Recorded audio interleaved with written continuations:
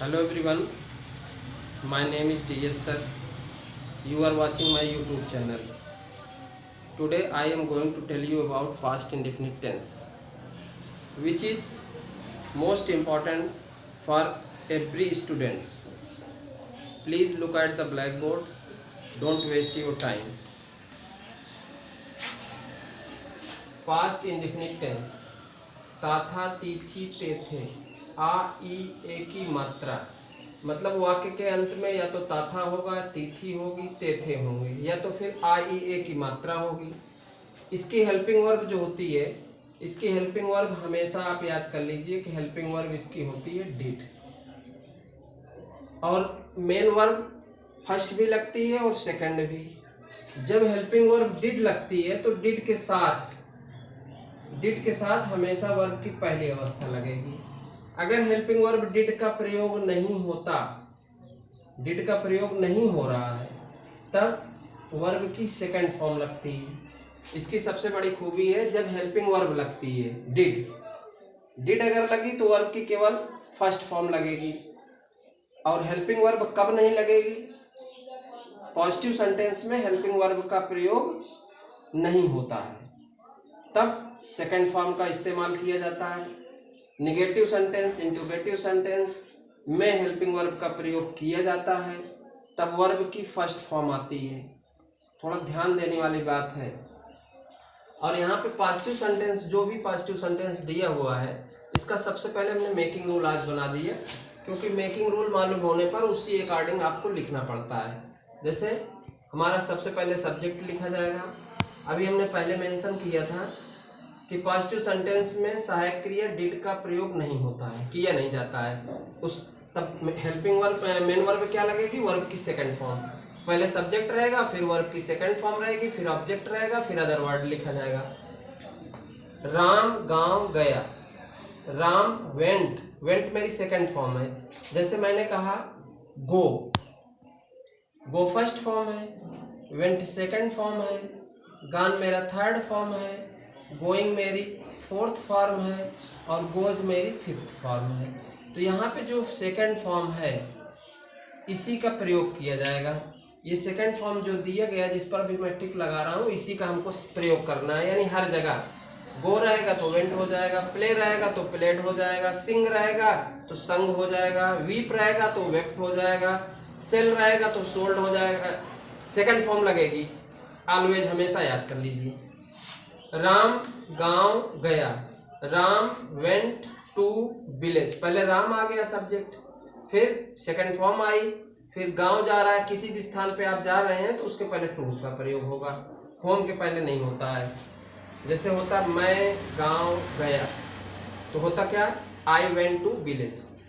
अगर होता मैं घर गया, आई वेंट होम के पहले टू का प्रयोग नहीं होगा, बाकी होता है। Ram went to village.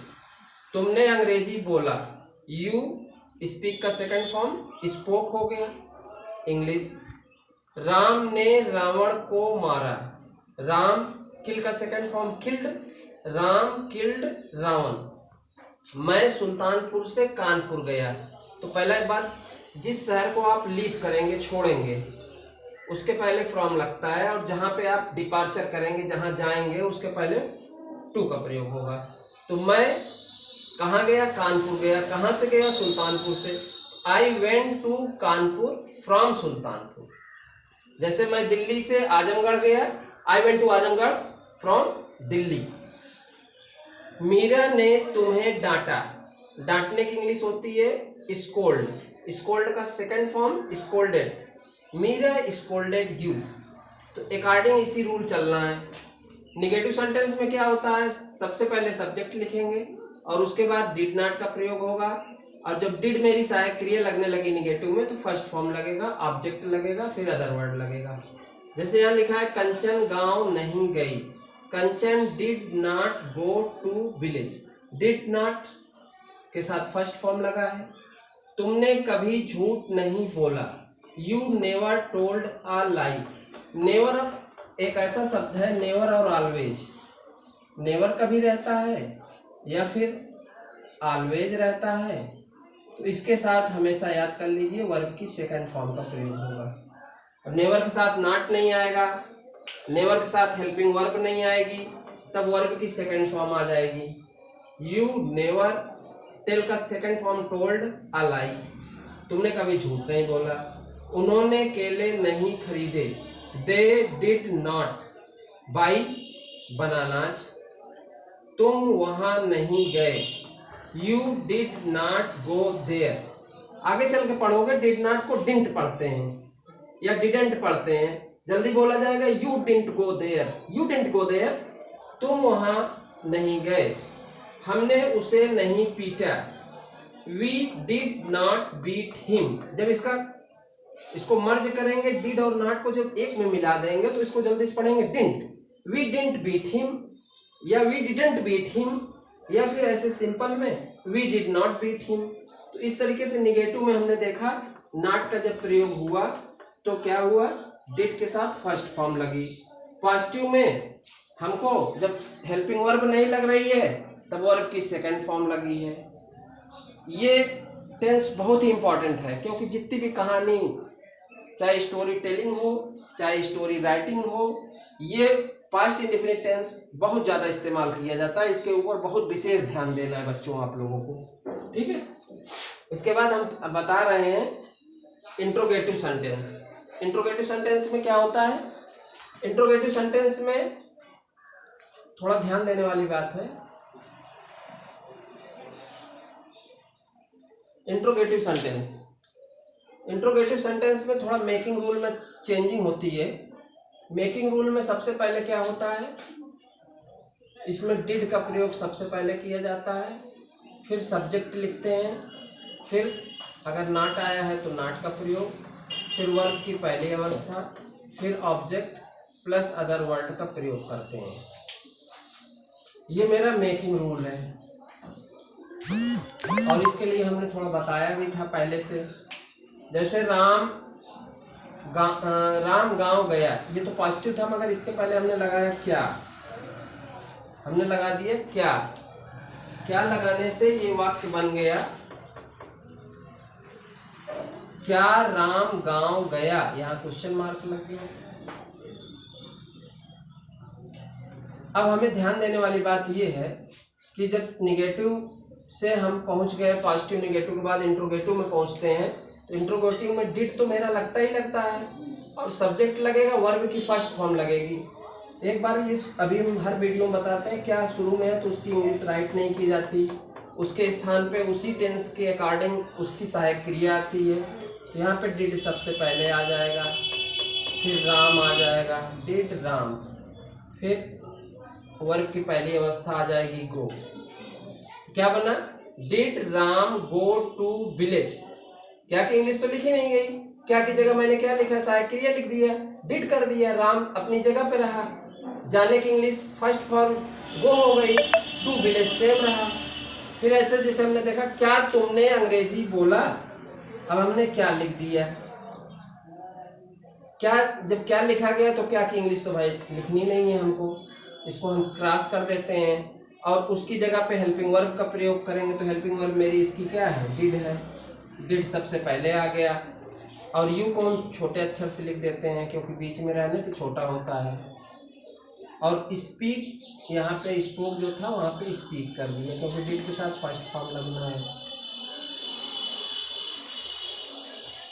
फिर से देखिए अपन, क्या तुमने अंग्रेजी बोला, तो क्या की इंग्लिश तो लिखनी नहीं है, डिड कर दिया। You speak first form, did के साथ फर्स्ट फॉर्म लगती है, डिड यू स्पीक इंग्लिश। क्या राम ने रावण को मारा, यस या नो में इसका उत्तर दिया जा सकता है। क्या राम ने रावण को मारा, क्या लिख दिया, यहाँ पे क्वेश्चन मार्क लग गया। क्या राम ने रावण को मारा, तो क्या की इंग्लिश तो लिखी नहीं जाएगी, क्या को हमने ऐसे काट दिया। और सहायक क्रिया किस चीज का प्रयोग होगा, डिड का, तो डिड पहले लग गए, डिड राम, जो ये किल हो गया, फर्स्ट फॉर्म लगेगी ही लगेगी, डिड राम किल रावण। मैं सुल्तानपुर, यहाँ पे क्या लगा के बनाइए आप, क्या मैं सुल्तानपुर से कानपुर गया, क्या मेरा लग गया शुरू में, और यहाँ पे क्वेश्चन मार्क डाल दिया। क्या मैं सुल्तानपुर से कानपुर गया, अब क्या की इंग्लिश लिखी जाएगी? नो। जब क्या की इंग्लिश नहीं लिखी जाएगी, क्या की जगह पे क्या आ गया? डिड का प्रयोग हुआ और यहाँ फर्स्ट फॉर्म आ गई। अब बताइए कैसे बना आपका? अब ये बन रहा है, क्या मैं सुल्तानपुर से कानपुर गया, did I go to Kanpur from Sultanpur. क्या मीरा ने तुम्हें डांटा, अगर क्या शुरू में है, क्या की इंग्लिश तो लिखी नहीं जाना है, तो आपको लिखना क्या है? क्या की जगह डिड का प्रयोग कर देना है, वर्ब की फर्स्ट फॉर्म आनी है, क्वेश्चन मार्क दोनों के अंत में आना है। क्या मीरा ने तुम्हें डांटा, डिड मीरा स्कोल्ड यू। इसको समझने के लिए क्या को हम ऐसे क्रॉस कर सकते हैं, इसकी इंग्लिश लिखी नहीं जाएगी। फर्स्ट टाइप में कभी भी क्या की इंग्लिश लिखी ही नहीं जाती, इसको एकदम बढ़िया से याद कर लीजिए। और ये रूल अगर आपको मालूम है कि सबसे पहले डिड लगेगा, फिर सब्जेक्ट लगेगा, फिर नॉट है तो नॉट लगेगा, वर्ब की फर्स्ट फॉर्म लगेगी, ऑब्जेक्ट लगेगा, अदर वर्ड लगेगा। पॉजिटिव सेंटेंस में हमेशा सेकंड फॉर्म की प्रयोग होगा। Interrogative second type, interrogative second type में होता क्या है, इसको IST हम लिख दे रहे हैं, इंट्रोगेटिव सेकंड टाइप आप समझ लीजिए। इंट्रोगेटिव सेकंड टाइप में मेकिंग रूल जो होगा, सबसे पहले उसमें लगेगा डिड का इंट्रोगेटिव वर्ड आएगा, फिर उसके बाद डिड आएगा, फिर इसके बाद सब्जेक्ट आएगा, फिर नॉट आएगा, फिर वर्ब की पहली अवस्था आएगी, ऑब्जेक्ट आएगा प्लस अदर वर्ड आएगा। ऐसे बन गया आपका मेकिंग रूल। सबसे पहले इंट्रोगेटिव वर्ड, फिर क्या रहेगा? डिड रहेगा, फिर सब्जेक्ट रहेगा, फिर नॉट रहेगा, फिर वर्ब की पहली अवस्था रहेगा, फिर ऑब्जेक्ट रहेगा प्लस अदर वर्ड रहेगा। अब कंचन गांव क्यों गई, यहाँ पे हमने क्यों डाला, बीच में क्या डाल दिया? बीच में क्यों। अब देखिए क्यों गई, यहाँ पे देखिए कंचन गांव क्यों गई। अब क्यों की इंग्लिश हमको सबसे पहले राइट करना है। सोचो क्यों की इंग्लिश क्या होती है? Why, why, why. इसके बाद कंचन नहीं लिखा जाएगा, इसके बाद क्या लिखा जाएगा? ये डिड पहले आएगा, why did Kanchan, why did Kanchan go to village.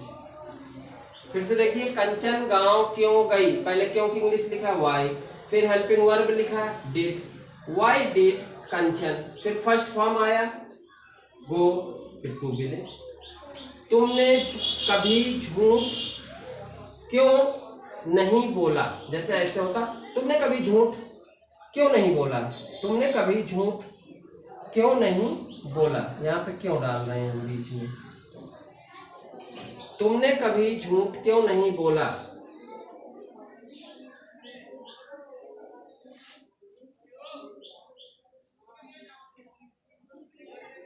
अब इसको मिटाना पड़ेगा।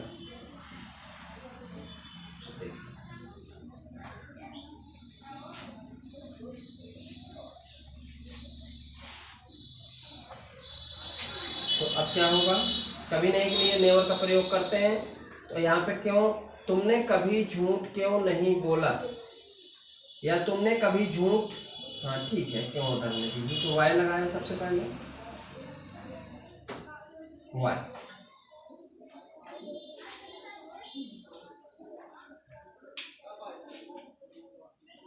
Why did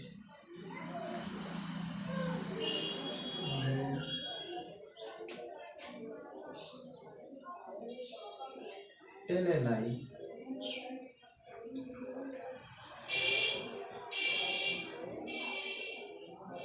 तुमने झूठ, यहाँ पे थोड़ा बदल दे रहे हैं, तुमने झूठ क्यों नहीं बोला, तुमने झूठ क्यों नहीं बोला, थोड़ा वाक्य अच्छा हो जाता। तुमने झूठ क्यों नहीं बोला, वाई डिड यू, नहीं है तो यहाँ पे नॉट लगाना पड़ेगा, why did you not tell a lie, why did you not tell a lie. Making rule आप देख ही रहे हैं, जैसे हमने कहा राजेश